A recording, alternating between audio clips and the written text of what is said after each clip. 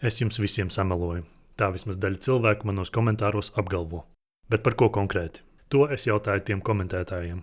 Un viņi sniedza tik izsmeļošas atbildes, kā nav jēgas. Viss video ir meli. Vai vienkārši neko neatbildēja. Tātad daži politiķi, kuri viņiem patīk, var teikt jebko par jebko, un viņi pieņem kā taisnību. Bet kad es, kurš viņiem nepatīk, atspēko viņu teikto, esmu melis, bet paskaidrot vai pierādīt, ka tā ir, nespēju.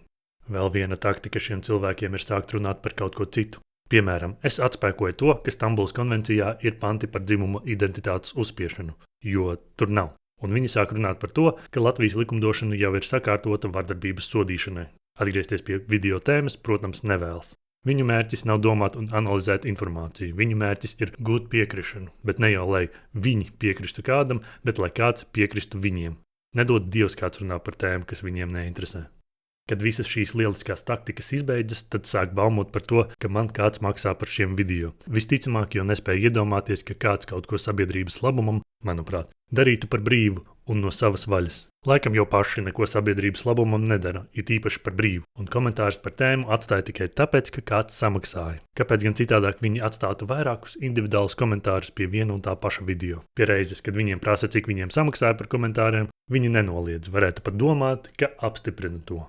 Tiem, kas taisa video saturu, iesaku pajautāt šādiem komentētājiem, lai paskaidro, kur viņuprāt jūs melojat. Kad novirzās no tēmas, neļaujieties viņiem, bīdiet atpakaļ tēmu, līdz no viņu puses ir piekrišana vai līdz viņi ir snieguši adekvātus argumentus par tēmu.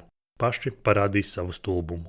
Ja nu kādam tiešām interesē, vai man kāds maksā, neviens nemaksā, ne ar vienu neesmu sadarbojies un neplānoju. Neesmu nevienā partijā vai lojāls kādai partijai, un cik man zināms, neviens politiķis nav mans draugs. Nevēlos būt politiķis un neplānoju kļūt par tādu. Video veidošana ir mans hobijs, un tā tas cerams arī paliks. Jeb es nevēlos to kā peļņas avotu, pamatdarbs manī jau pietiekami nodrošina.